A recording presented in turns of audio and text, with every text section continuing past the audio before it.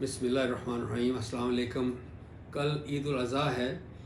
عید الاضحیٰ کی جب آمد ہوتی ہے تو ایک ایسا ایشو ہر سال سامنے آتا ہے جس میں کچھ لوگوں کی رائے ہوتی ہے کہ آپ اتنے جانور جو ذبح کرتے ہیں اور اتنی پولوشن پھیلتی ہے، اس سے بہتر نہیں ہے کہ آپ یہی اماؤنٹ چیریٹی میں دے دیں یا لوگوں کی ہیلپ کر دیں، بیوہ کی شادی کر دیں۔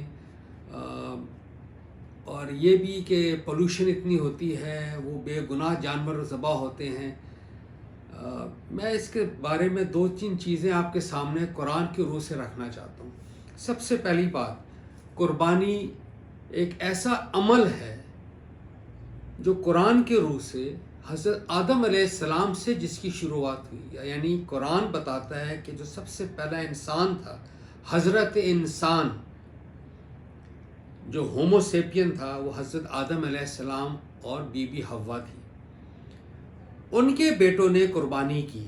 اب آپ دیکھیں قرآن میں ہے، یہ سورہ انعام کی بلکہ سورہ مائدہ کی آیات ہیں 27 سے 31 تک۔ تو اس میں اللہ پاک فرماتے ہیں، اور ان کو آدم کے 2 بیٹوں کی سرگزشت اس کی حکمت کے ساتھ سناؤ، جبکہ ان دونوں نے قربانی پیش کی۔ یعنی آدم کے 2 بیٹے حابیل اور قابیل نے قربانی پیش کی، تو ان میں سے ایک کی قربانی قبول ہوئی اور دوسرے کی قربانی قبول نہیں ہوئی۔ یعنی آگے ایک واقعہ ہے، لیکن یہ قربانی جو ہے یہ بھی لوگوں کی رائے ہے کہ شاید بعد میں کوئی لوگوں نے اپنے جو خدا بنائے اس خدا کے لیے، جس طرح انسان کی وہ سیکریفائس کرتے تھے، اس طرح جانور بھی شروع کر دیا۔ تو نہیں، یہ اللہ پاک نے ہم کو قرآن میں بتایا ہے کہ یہ ایک مستقل عبادت ہے جو آپ اپنی جان، کیونکہ جب آپ نے اپنے رب کو پہچان لیا کہ یہ میرا رب ہے، میں اس کا بندہ ہوں، تو اس کے لیے ہم کچھ اعمال کرنا چاہتے ہیں، یعنی ہم پرستش کرنا چاہتے ہیں، جس کے لیے نماز ہے۔ ہم جب مال اکٹھا ہوتا ہے ہمارے پاس، محنت کرتے ہیں، ہم کہتے ہیں، ہم مانتے ہیں کہ یہ مال اللہ کے فضل سے ہم نے اکٹھا کیا، تو اس میں سے ہم زکوٰۃ کی نظر پیش کرتے ہیں، یعنی اپنی مال کی نظر کہتے ہیں کسی نیک کام کے کرنے کے ارادہ کو۔ اسی طرح رمضان میں اللہ توقع رکھتا ہے کہ ہم پے کرے اطاعت بن جائیں اللہ کے لیے، یعنی حلال چیزوں سے بھی اللہ کی خاطر ہم بچے رہیں، تو ہم گویا کہ اپنی اطاعت کی ایک نظر پیش کرتے ہیں۔ اسی طرح قربانی ہے، یعنی حج پہ ہم اپنی جان اور مال خرچ کر کے مکہ آتے ہیں، عرفات آتے ہیں، اور گویا کہ ہم یہ نذرانہ پیش کرتے ہیں کہ میری جان بھی حاضر ہے تیری راہ میں اف نیڈ بھی، تو اس کے لیے ہم وہ جانور قربانی کا پیش کرتے ہیں۔ اسی لیے اللہ پاک نے قرآن میں واضح طور پہ فرمایا ہے کہ نہ اس کا گوشت مجھے پہنچتا ہے، نہ خون پہنچتا ہے، مجھے صرف تمہارا تقوی پہنچتا ہے۔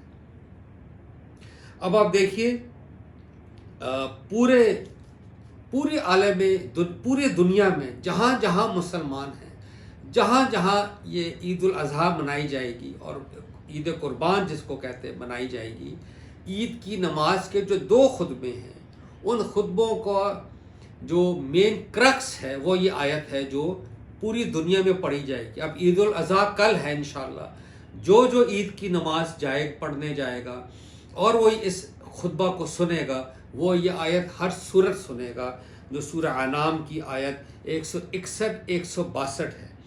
بہرحال میں 162 پڑھنے لگوں، جو کہ جس میں اللہ پاک نے کہا ہے حضور علیہ السلام کو، کل یعنی آپ کہہ دیجئے، کیا کہہ دیجئے، اِنَّ صَلَاتِي وَنُسُكِي وَمَحْيَايَ وَمَمَاتِي لِلَّهِ رَبِّ الْعَالَمِينَ، یعنی بہت ہی خوبصورت الفاظ، آپ کہہ دیجئے میری نماز اور میری قربانی، یعنی میرا جینا اور میرا مرنا رب العالمین کے لیے ہے۔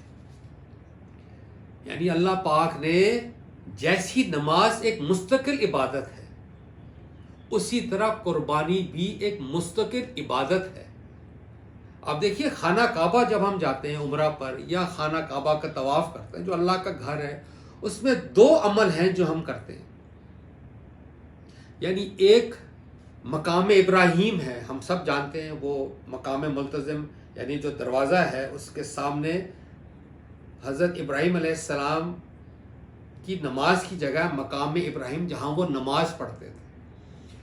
اور صفا مروہ وہ پہاڑی ہے جہاں پہ انہوں نے قربانی کی، جہاں قربان گاہ ہے. مروہ دراصل قربان گاہ ہے. چونکہ اب آبادی بڑھ گئی ہے تو قربان گاہ مروہ میں پریکٹیکلی ہو ہی نہیں سکتی، تو وہ مکہ کے مضافات میں چلی گئی ہے کیونکہ لوگ زیادہ ہو گئے.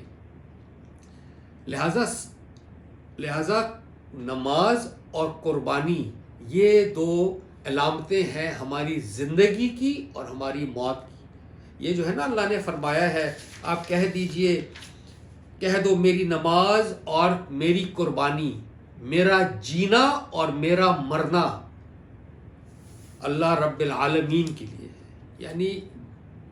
یعنی انسان جیے گا اپنے رب کے لیے، وہ نماز پڑھے گا، وہ مرے گا اپنے رب کے لیے، وہ قربانی کرے گا.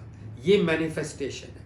اسی لیے سورہ کوثر جو سب سے چھوٹی سورت ہے اس کی جو دوسری آیت ہے، فَصَلِّ لِرَبِّكَ وَانْحَرْ، ہم نے آپ کو خیر کثیر عطا کی، یعنی خانہ کعبہ آپ کو عطا کیا ہم نے. اسی لیے اگلی آیت میں ہے لہٰذا آپ اپنے رب کے لیے کیا کیجئے، نماز پڑھیے، یعنی مقام ابراہیم نماز پڑھیے اور قربانی کیجئے جو مروہ پہ ہم قربانی کرتے ہیں. اس لیے یہ قربانی قرب الہی کے لیے بہت بڑی ایکسرسائز ہے. ہم اللہ کے قریب ہوتے ہیں قربانی کر کے. لہٰذا اگر آپ نے چیریٹی یعنی اس کا نعم البدل چیریٹی ہے ہی نہیں. اس نماز کا کوئی نعم البدل نہیں ہے کہ آپ یوگا کر لیں، آپ میڈیٹیشن کر لیں، آپ کچھ کر لیں، آپ چلے کاٹ لیں. آپ بدھا کی طرح جو گوتم بدھ تھے وہ کیا کیا انہوں نے اپنے بیوی بچے چھوڑ کے، یعنی ہی واز اے پرنس، وہ شہزادے تھے، انہوں نے اپنی بیوی کو اور اپنے بیٹے کو چھوڑ کے نروانہ حاصل کرنے کے لیے، اللہ کے ساتھ تعلق جوڑنے کے لیے، کسی حقیقت کے ساتھ تعلق جوڑنے کے لیے 7 سال وہ جنگل میں تشریف لے گئے اور درخت کے نیچے بیٹھ کے گویا کہ ہی اٹینڈ دیٹ نروانہ. نہیں، یہ اللہ کے ساتھ رشتہ جو ہے وہ نماز کے ساتھ ہے، جو اللہ پاک نے فرمایا قرآن میں، نماز قائم کرو میری یاد کے لیے، اور قربانی ہم کریں گے گویا کہ میری جان حاضر ہے. یعنی ایک وہ شخص جس کی زندگی میں کوئی تقسیم نہیں ہے، وہ جیتا بھی اپنے رب کے لیے ہے، وہ مرتا بھی اپنے رب کے لیے. لہٰذا چیریٹی کا جو ہے وہ سارا سال آپ چیریٹی کیجئے.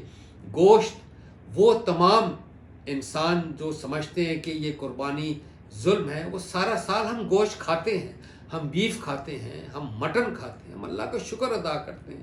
اللہ پاک نے یہ قرآن میں منشن کیا ہے. یہ جانور جو ہیں جس پہ ہم سواری کرتے ہیں، اپنا سامان لوڈ کرتے ہیں، اللہ نے کہا ہے قرآن میں کہ تم ان جگہوں پر جاتے ہو جو اگر تم خود اٹھاتے تو بڑی مشکل سے پہنچتے. یہ جانور اللہ پاک نے ہمارے لیے رکھے ہیں. اسی لیے جب ہم قربانی کرتے ہیں اس کی شرط ہے کہ ہم اس پر تکبیر پڑھیں، بسم اللہ اللہ اکبر، یعنی اللہ کا نام لیں، اللہ کی بڑائی بیان کریں، اس کا شکر ادا کریں، اس کے اذن سے ہم جان لیتے ہیں. یہ جو آپ ہنٹنگ کرتے ہیں as a sport, that is not correct کہ آپ کسی کی جان لے رہے ہیں. لیکن جان کھانے کے لیے، آپ نے اپنی غذا کے لیے کھائیں گے، یہ اللہ نے اجازت دی ہے، جس کے لیے ہم بہرحال تکبیر بھی پڑھتے ہیں. اسی وجہ سے بہت شکریہ. آپ سب کو عید مبارک. السلام علیکم.